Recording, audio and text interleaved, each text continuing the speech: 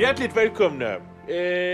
En musiker i en symfoniorkester ägnar sig åt två saker dagligen. En är repetitioner, det andra är att sitta i kafeterian. Väldigt mycket av en tillvaro handlar om mat. Jag har med mig en gäst här. Det är Mogens Vuxtehude. Ja. Välkommen. Du spelar musik. Ja, jeg begyndte med musik, da jeg var lille dreng, og da jeg var 11 år gammel, og jeg havde klarinet. Og da jeg var 16, der blev det for godt, og så spillede jeg det inden for Lofa. Mogens spelade alltså klarinet som barn, men även fagott och är tydligen rätt skicklig på att spela på falafel. Ja, der er meget fine melodier, og kigger af der. Du är professor i gastronomisk musik i Hvidovre. Vad gör man då? Det er koblingen, det findes sammen mellem det, man spiser, og mange kompositører og musik gennem historien. Jag passar på den.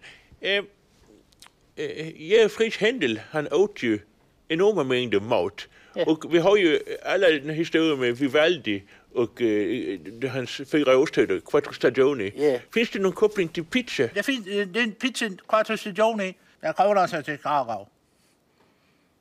Krakow. Har du stræftet kokker? Ja, men det er ikke det, jeg snakker om nu. En caprice? Ja. Ved vi alle, hvad det er? Er det som ligger til grund for capricciosan?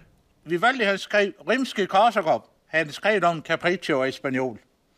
Men han skrev over dem. Det var en capricciosa i spaniola. Det er en spansk pizza. En spansk pizza? Ja, vi har flere pizza. Vi har Giacomo Zucchini. Inte Giacomo Puccini? Nej, det er hans kusin. En kusin det var kusiner. Kusiner? Ja. Kusin til Puccini, som heter Zucchini? Måske var han federe. Midt imellem legato og allegretto. Fint legato. Tomato. Vi går videre. Hvad er det, vi skal gøre, Vuxtehude? Ja, vi skal tage nogle ingredienser fra det for olike masse mulige plok med det. Ja. Og der kommer blive nogle plok pizzicato. Hvad skal du være? Pizzicato er altså musikalisk, når man knæpper på strenger. Man knæpper? Ja, man knæpper. Og det er det, vi skal få se her. Ja, vi har råer. Vi har ratoner. Vi har løg. Vi har floriner. Små fine floriner. Vi har porr. Med hår på. Blød på. Og det er altså vigtigt her nu, at vi i den her måltiden, vi får ind hela kostcirkeln i tanken. Det er den svenska kostcirkeln. I Ungern har vi en helt annan indelning. Der har vi bare 3 fält.